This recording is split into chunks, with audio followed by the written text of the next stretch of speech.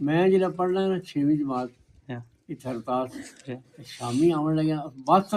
दिसदी कोई नहीं Yeah. वो सवेरे के लग जाती शामी वापस जानी Yeah. मिर्जा मजहर मलाला अच्छा मिर्जा मजहर ऑफ मलाल अच्छा। मलाल मुगला अच्छा मुगला ना ग्राम अच्छा अच्छा वो इस इलाके का मतलब है पहला ट्रांसपोर्टर है और अमीर आदमी है अच्छा भुट्टो साहब नाल नाराजगी हो गई अच्छा वो पीपल्स पार्टी च नहीं है अच्छा वो अच्छा मुस्लिम लीग का आदमी है अच्छा उसने तो राजे खालिद ने सख्त मुखालफत की अच्छा राजे खालिद तो बाहर चौक च खलो के सुहावा है अच्छा। गाला कड्डियां अच्छा अच्छा अच्छा वे बेगैरती है सी मतलब अपने मुस्लिम लीग ना छोड़नी अच्छा अच्छा उन्हें होर बदला ना लैना है भुट्टो साहब ने ये जड़ा आया डॉक्टर वो पीपल्स पार्टी का आया ग्रां ना के ये यार इधर जालपा आया तहसील पिंडो दरखां में आमना है बनाऊ पार अच्छा बड़ा मशहूर है डॉक्टर पीपल पार्टी का बड़ा मशहूर है वो बाद जलील भी बड़ा होया फिर। अच्छा उसने फिर बदला लिया मिर्जा बदर को अच्छा पूरी सारी ट्रांसपोर्ट दे जेड़े है सन ना लाइसेंस कैंसल कर दिते रूट अच्छा अच्छा रूट परमिट ਉਹ ਬੱਸਾਂ अच्छा ਮੈਂ ਆਪਣੇ ਅੱਖਾਂ ਨਾਲ ਦੇਖੀਆਂ अच्छा ਲਾਰੀ ਅੱਡੇ ਖਲੋਤੀਆਂ ਉਹਨਾਂ ਮਤਲਬ ਇੱਟਾਂ ਪਰ अच्छा अच्छा टायर भी नशाई लै ਉਹਦੀ गए ਇੱਥੇ ਕੋਠੀ ਹੈ ਬਹੁਤ ਵੱਡੀ अच्छा ਮੇਰੇ ਤਾਂ ਮਦਰ ਦੀ ਕੋਠੀ अच्छा अच्छा अच्छा ਬਹੁਤ ਸ਼ੁਰੂ ਮਤਲਬ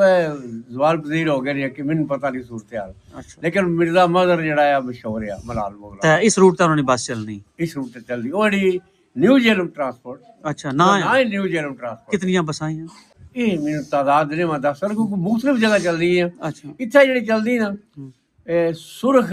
ਬਾਡੀ ਵਿੱਚ ਸਫੈਦ ਲਕੀਰ ਹੈ अच्छा अच्छा ਤੇ ਰਾਕਟ ਹੈ ਸਾਰੇ तो केड़े सन ਸਨ ਮੈਂ 6ਵੀਂ ਪੜ੍ਹਨਾ ਆਇਆ ਤੂੰ ਤੇ 6 ਤੇ 5 11 ਸਾਲ ਸੁਲਤਾਨੀ ਤੋਂ ਬਾਅਦ 11 ਸਾਲ ਲਾ ਲੈ 10 57 हो गए 58 आ तो 58 59 ਤਕਰੀਬਨ ਇਹ ਸੜਕ ਕੋਲ ਸਹੀ ਸੜਕ ਕੋਲ ਹੈ ਕੱਚੀ ਸੜਕ ਹੈ ਬਿਲਕੁਲ ਅੱਛਾ ਇੱਕ ਚਲੋ ਤਾਂ ਇਹ ਕਿਸ ਦੌਰ ਚ ਪੱਕੀ ਹੋਈ ਹੈ ਕਿ ਅਸੀਂ ਇਹ ਤਾਂ ਤਾਂ ਹੁਣ ਕਿਰੇ ਪੱਕੀ ਹੋਈ ਹੈ ਕੀ ਕਰ ਅੱਜ ਤੋਂ 20 ਸਾਲ ਪਹਿਲਾਂ ਪੱਕੀ ਹੋਈ ਹੈ ਅੱਛਾ ਕੱਚੀ ਸੜਕ ਹੈ ਅੱਛਾ ਔਰ ਜਿਹੜੀ ਮੈਂ ਪਲੋੜੀਓ ਆਮਣਾ ਨਾ ਫੁਫੀਰਾ ਨੇ ਕਰੋ ਅੱਛਾ ਤਾਂ ਅਸੀਂ ਥੋੜਾ ਜਿਹਾ ਪੈੜਾ ਜਿਹੜਾ ਇਸ ਸੜਕ ਉੱਪਰ ਕੱਢ ਰਹੇ ਹਾਂ ਅੱਛਾ ਵਿੱਚ ਲੀਹ ਬਣੀ ਹੁੰਦੀ ਅੱਛਾ ਤੇ ਅਸੀਂ ਥੋੜਾ ਜਿਹਾ ਲੂਣ ਪੈੜੇ ਤੋਂ ਪਰਲੇ ਪਾਸੋਂ ਚੜ ਜਾਂਦੇ ਆ ਪੜਾਲਾਂ ਤੋਂ ਰਾਜ ਕਬਰਸਤਾਨ ਆਉਂਦਾ ਆ ਗੁਜਰਾਲਾਂ ਵਾਲਾ ਜੀ ਤੇ ਫਿਰ ਬੰਨੀ ਕੋਲ ਆ ਕੇ ਮੋਟਾ ਆ ਜਾਣਾ ਫਿਰ ਬੰਨੀ ਕੋਲ ਇਹ ਜਿਹੜੀ ਹੈ ਸੜਕ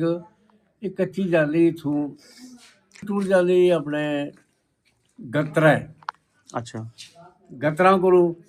ਇੱਕ ਹਿੱਸਾ ਨਿਕਲ ਜਾਂਦਾ ਹੈ ਪਰਲੇ ਪਾਸੇ ਬੜੇ ਗੋਆ ਇੱਕ ਰਾਈਟ ਸਾਈਡ ਤੋਂ ਹੋ ਕੇ ਤਾਂ ਇਹ